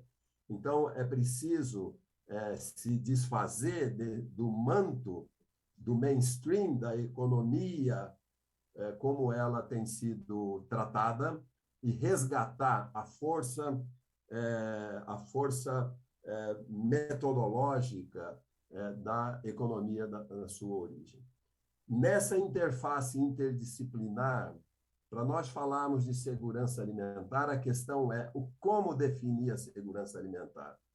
E nós temos, nesse sentido, ou para isso, uma referência fundamental, com uma força central do CONSEA, que é um órgão destruído pelo governo atual no seu primeiro dia de governo, né? O Conselho Nacional de Segurança Alimentar. E o CONSEA, ele é uma referência interdisciplinar. Nós não podemos fazer uma leitura economicista da segurança alimentar. Então, a segurança alimentar, em primeiro lugar, ela é um direito humano à alimentação, ela é definida pelo acesso a alimentos de qualidade em quantidade suficiente, mas sem prejudicar as outras necessidades essenciais ou o atendimento a elas. Ela está relacionada a práticas alimentares promotoras de saúde, diversidade cultural, sustentabilidade social, econômica e ambiental. Então, assim, nós temos uma referência importante para ver ou para pensar o que é uma segurança alimentar. E aí vamos para a contraface disso. O que seria a insegurança alimentar? Eu participei, sou membro da Rede Brasileira de Pesquisa em Soberania e Segurança Alimentar e Nutricional, a Rede Pensan, que acabou de publicar o segundo Vigissan, que é o inquérito sobre insegurança alimentar. E a partir desse nosso trabalho, nós definimos a fome ou a insegurança alimentar não como um fenômeno estático, mas como um processo. Por isso é que nós podemos encaixar isso nos 3 níveis de insegurança alimentar: leve, moderado e grave. Então, nós temos que a insegurança alimentar leve, as características dela é a incerteza de acesso aos alimentos, é a incerteza ou a percepção de que não existe mais dinheiro para se comprar mais alimentos, e a perda de qualidade. A perda de qualidade é fundamental porque ela está relacionada ao consumo dos alimentos ultraprocessados. Então, a insegurança alimentar leve, não dá para dizer que as pessoas estão com fome, mas a ameaça da fome está logo ali. O segundo nível, na medida em que as condições alimentares das famílias vão precarizando, vão se deteriorando, ela se desloca para um nível um pouquinho mais sério, que é o da insegurança alimentar moderada. As famílias consumiram os últimos alimentos que existiam na casa, não estão com fome ainda. Um adulto da família não se alimentou. Então, há uma percepção de que a fome ela pode acontecer, mas ainda não aconteceu.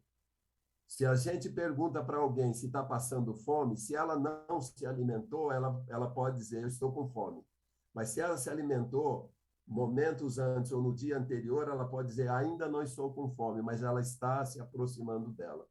E a insegurança alimentar grave, aí sim é o estado de fome.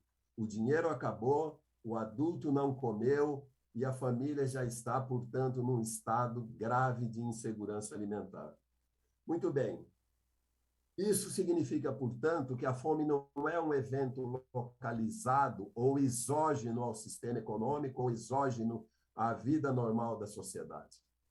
Eu estabeleço uma relação da insegurança alimentar com fatores sistêmicos, ou seja, não é algo que aconteceu numa região, não é algo que aconteceu por causa da pandemia, não é algo que aconteceu numa safra, é algo que está introjetado no nosso sistema econômico e social. E, nesse sentido, com aspectos sistêmicos, nós corremos um risco de estar normalizando um processo de exclusão e tratando isso como algo inerente à nossa vida sociocultural, socioeconômica. E aí, entre esses aspectos, nós temos as diversas formas de desigualdade, nós temos a pobreza, que tem aumentado violentamente nos últimos dias, a propósito da redução do emprego, mas a redução que acompanha na renda, a população empregada aumentou, mas a renda diminuiu, a informalidade diminuiu, há uma exclusão através do desemprego, do subemprego, e uma concentração dos frutos do crescimento na esfera financeira. Junto com isso, as condições de vida vão se precarizando na sua teia de aspectos e sustentações da vida social, que é o saneamento, que é a moradia, que é a educação, a saúde, etc. Isso é que dá a base para que as famílias vivam dignamente e, na medida em que isso tudo vai se deteriorando, a fome vai junto. Então, a fome é um ingrediente desse quadro sistêmico que vai se formando. E, claro, junto com isso, não poderíamos deixar de mencionar o enfraquecimento político dos movimentos sociais, em particular dos sindicatos, que vem acontecendo desde a década de 90. Então, o enfraquecimento político da sociedade, ele acaba sendo uma espécie de retirada de uma trava essencial para se manter um equilíbrio socioeconômico na distribuição dos frutos do crescimento. Olhando aqueles aspectos que são mais diretamente determinantes da insegurança alimentar, além dos contrastes econômicos que nós já sabemos, entre escassez e abundância, entre riqueza e pobreza, basta olhar os números da desigualdade social nos últimos meses. Durante a pandemia, o número de pobres aumentou e, ao mesmo tempo, por causa da pandemia, e, ao mesmo tempo, o número de milionários também aumentou. 13,5 milhões em 2020 na extrema pobreza. Quase 1,2 milhão ingressaram nessa condição em apenas 2 anos. E aí nós podemos olhar as diferenças regionais disso, a propósito do tema dessa nossa discussão, né? Enquanto no Piauí e Paraíba, apenas para mencionar 2 exemplos, nós temos que 15% e 13% da população em condição de extrema pobreza. E se nós olharmos o sul, onde eu estou aqui, o Paraná tem 3% e Santa Catarina 2%. Então, isso mostra um dos aspectos mais terríveis da realidade econômica brasileira. Quer dizer, um país de contrastes que estão se aprofundando cada vez mais. Como eu mencionei, após 2020, mais 22 bilionários brasileiros entraram na lista Forbes, num total de 65, e mais de 660 em nível mundial. Então, nós não estamos falando de uma crise que afeta a população, nós estamos falando de uma crise que afeta parcela da população, né? E quando nós olhamos, então, a evolução da segurança e da insegurança alimentar, esse é o gráfico do nosso trabalho, que mostra claramente que mostra a insegurança alimentar como um processo histórico, né? Se nós olharmos em 1900, e só um alerta, né? Os dados do primeiro Vigissan e do segundo Vigissan, eles dialogam perfeitamente, do ponto de vista metodológico, com os dados da POF e da PNAD. Então, nós tínhamos, em 2004, 65% da população em segurança alimentar. E isso evoluiu para 77% em 2013, e cai para 41% em 2022, 2021 para 2022. Então, essas linhas, elas mostram exatamente como o drama da insegurança alimentar foi se tornando cada vez mais denso, cada vez mais desafiador e cada vez mais denunciando a realidade da alimentação no Brasil. Só para dizer que 15,5% da população passa fome, o que corresponde a 33,1% da população, isso é um número que fala por si. Bom, qual é o meu argumento, a minha aposta para relacionar isso com aquilo que nós chamaríamos aqui os determinantes, né? Eu destacaria, a partir de 2016, esses aspectos, né? O que aconteceu a partir de 2016, quando o Brasil dobrou a aposta na agenda liberal, né? Já se sabia da década de 90 que esse era um barco furado. O Brasil dobra a aposta a partir de 2016, acreditando no crescimento, no desenvolvimento econômico, etc, etc, etc. O que é que nós temos, então, como resultado? Perda de renda da população mais pobre, uma desorganização das políticas de proteção social, o famigerado teto de gastos, que veio como a solução, mas que acabou produzindo uma tragédia, porque ele afeta a população mais pobre, o desemprego, a precarização no mercado de trabalho, o empreendedorismo ilusório, o fim da política de valorização do salário mínimo e as mulheres e crianças sofrendo mais com isso, principalmente as mulheres negras. Olhando daí, relacionando isso com a condição socioeconômica, a segurança alimentar com a condição socioeconômica, nós temos que aqueles que estão, olhem só o tamanho da tragédia, aqueles que têm emprego formal, apenas 7,4% está em insegurança, está passando fome. E o desempregado está com 36,1% passando fome. Professor Nilson, só avisá-lo, nós temos 3 minutos para... Tá bem, vou acelerar aqui. E quando nós olhamos a renda, olha o que é preciso para a população não passar fome, gente. Um salário mínimo. 3% da população que recebe um salário mínimo está passando fome. E a escalinha aqui permite ver o restante. Olhando daí para a dimensão regional, vou apenas destacar isso. Eu quis colocar esse gráfico para destacar o Nordeste, 21%, porque, como nós dissemos, a fome ela tem endereço.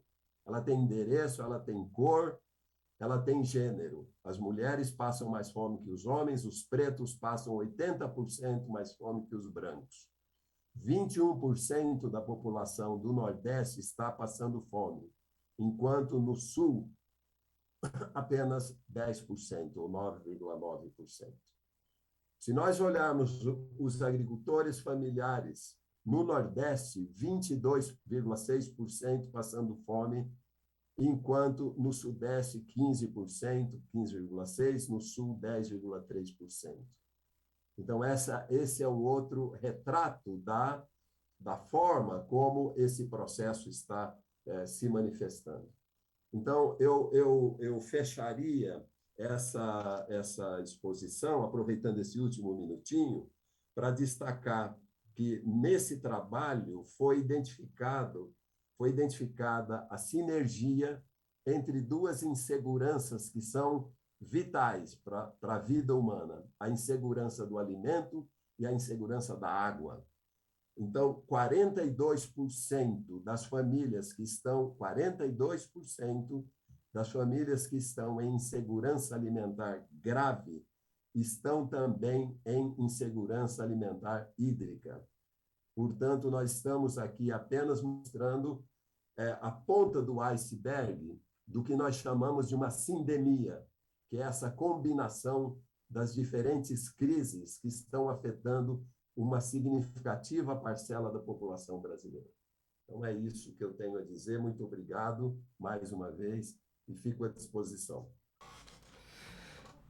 Nós é que agradecemos, professor Nilson, por essa brilhante apresentação, mostrando primeiro o conceito e a formatação do que se costuma chamar de segurança alimentar, e depois a sua contraparte, a insegurança alimentar, traçando aí, ao final, um quadro dramático da fome no Brasil e mostrando que há também, nessa questão também, desigualdades regionais, de gênero, de raça, enfim, as desigualdades de sempre se reproduzem também na questão da fome e já mostrando a necessidade de fato de políticas que possam minorar ou mitigar essa questão.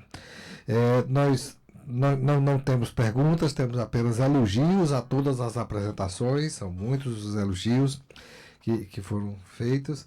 Não vou reproduzi-los aqui porque nós já estamos com o tempo adiantado. Nosso próximo painel vai começar daqui a pouco. Eu gostaria então de dar 2 minutos a cada palestrante para suas considerações finais, para que nós possamos então concluir esse nosso painel e passar ao painel 8, né?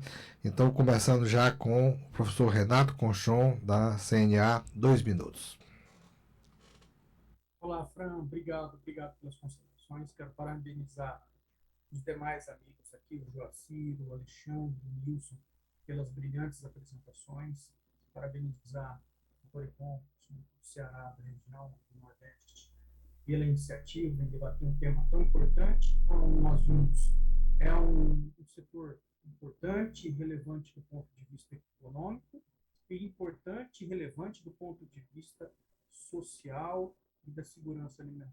Então, pensar esse setor como um agente transformador da economia e da sociedade brasileira é fundamental para criarmos uma sociedade cada vez mais justa, plural, com desenvolvimento econômico para todos. Então, diante disso, eu convido a todos aí os estudantes do curso de Economia, de Ciências Sociais, a pensarem esse setor justamente como um setor complementar. Eu acho que é fundamental, cada componente tem a sua importância e sua relevância dentro deste ambiente, e nós temos a responsabilidade de debater de uma forma baseada em dados, em números, propor humildemente sugestões, possíveis caminhos para ampliar esse desenvolvimento econômico e social com a garantia da segurança alimentar para todos. Dito isso, agradeço mais uma vez pela oportunidade. Nós da CNA estamos à disposição para fazermos esse debate, apresentarmos as nossas ações e, mais uma vez, parabenizar a todos os nossos meus amigos e painelistas pelas brilhantes apresentações. Muito obrigado a todos e desejo uma boa noite para todo mundo. Sigo à disposição. Um grande abraço. Nós é que agradecemos, professor Renato, pela brilhante apresentação e por tudo que pôde, todas as informações que nós pudemos obter aqui de sua parte. E já passo para o professor Joacir fazer suas considerações finais. Obrigado, Frank. Eu gostaria também de parabenizar meus colegas, né, da mesa.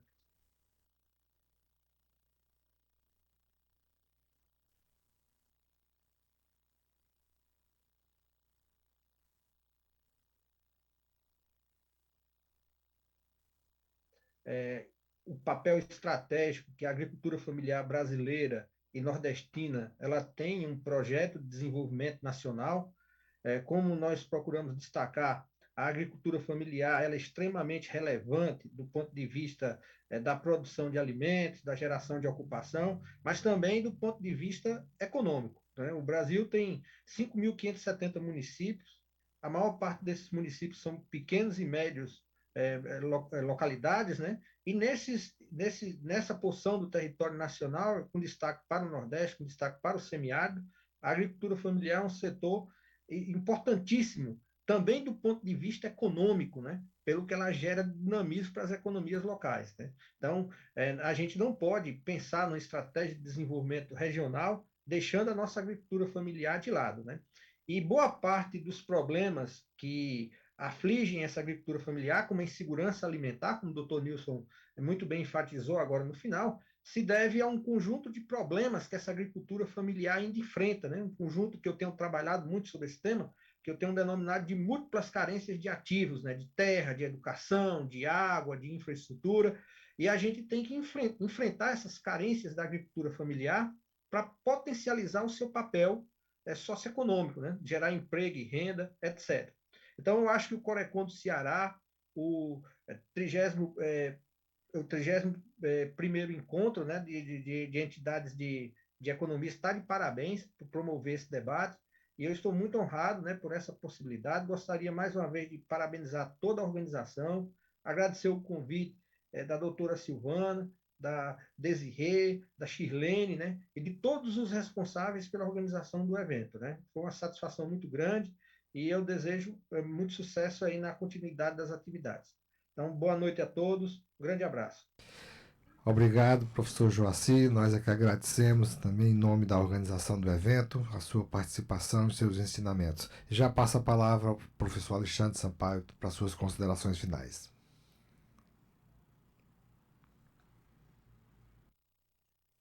Boa noite.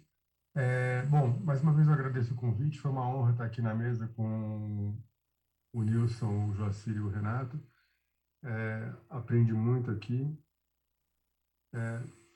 E gostaria de falar isso, né? Que a agricultura familiar é esse setor importante para o Brasil, para a soberania alimentar.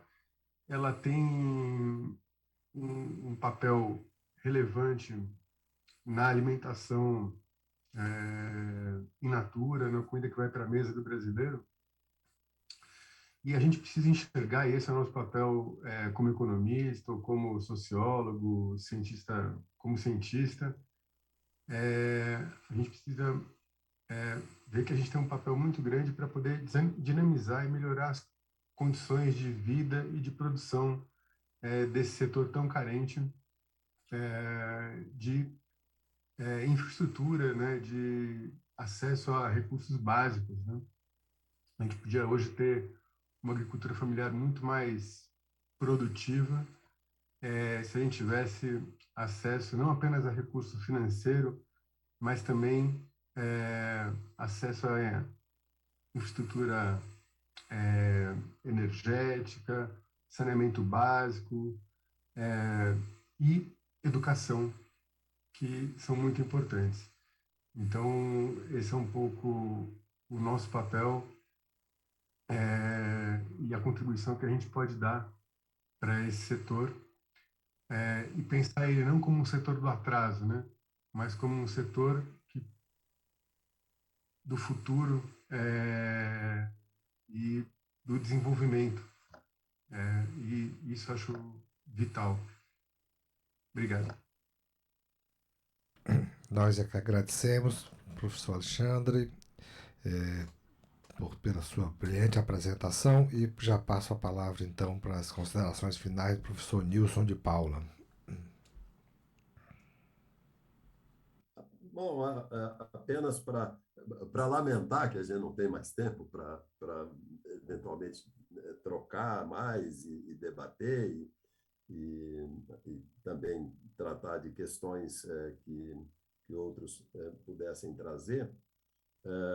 E aí, na esteira desse agradecimento, fazer esse apelo, né, para os economistas, para que reconheçam a economia como ciência social, não como uma ciência dos mercados, né?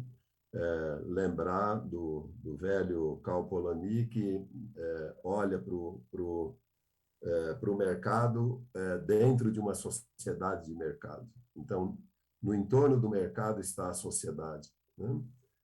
E essa inserção da economia numa sociedade envolve necessariamente pensar o seu todo, pensar o seu conjunto e a integração entre as partes que compõem esse conjunto. Não é possível nós olharmos para um setor bem-sucedido numa sociedade que passa por um processo de degradação. Não é possível olharmos o sucesso de segmentos sociais e, no seu entorno, uma legião de sub-humanos, né? No sentido físico, né? Morando nas ruas, né? Que já perderam os elementos básicos da sua condição de vida, né? Sem moradia, sem alimento, sem água, sem nada. Isso não é uma sociedade. Então, nós não podemos olhar para isso e embarcar numa normalização desse processo. Nós não podemos comemorar, e eu respeito muito o que o professor Renato colocou, e acho que ele trouxe uma contribuição muito importante, mas nós não podemos comemorar, eu não me sinto confortável comemorando o sucesso do agronegócio numa sociedade que passa fome, numa sociedade que tem milhões e milhões nessa condição. Então, e isso é um processo que está se calcificando, isso não é uma conjuntura, isso não é desse ano, não é dos últimos 5 anos, isso é algo que tem se reafirmado. Então, nós estamos numa rota de aprofundamento das nossas contradições. E se nós não soubermos lidar com elas, politicamente, socialmente, economicamente, entendendo todas as suas dimensões, nós vamos seguir vivendo essa angústia de reconhecer a existência do problema, mas, ao mesmo tempo, apenas falando deles como algo à distância. Então, mais uma vez, eu quero agradecer, espero ter contribuído, espero, enfim, ter trazido algo para nossas reflexões futuras e continuo sempre à disposição de vocês. Um grande abraço a todos e sigamos na nossa busca. Né? Tudo de bom. Obrigado, professor Nilson, e por deixar essa reflexão tão importante ao final da sua apresentação e concluo aqui agradecendo aos palestrantes, agradecendo a todos que estão nos acompanhando nesse painel, em nome do Conselho Regional de Economia, de sua presidente, Silvana Parente, vice-presidente, Desirê Mota, e da organização, da pessoa da Shirlene, nossa conselheira também. E já anuncio a todos que estão assistindo para ficarem com a gente, porque em seguida já daremos início ao painel 7, um painel que vai falar dos rumos das institucionalidades, com foco no desenvolvimento regional, com a coordenação da professora Terezinha Ferreira, do Conselho Regional de Economia do Piauí, representante do Conselho Federal de Economia também, e com 2 grandes palestrantes, a professora Tânia Bacelar, né, desnecessário apresentá-la, e o professor Sérgio Caetano, também importante, a pessoa do Consórcio Nordeste, né? Então, mais uma vez agradeço muito aos palestrantes e àqueles que nos acompanharam e desejo a todos, então, uma boa noite e damos por encerrado esse painel 6.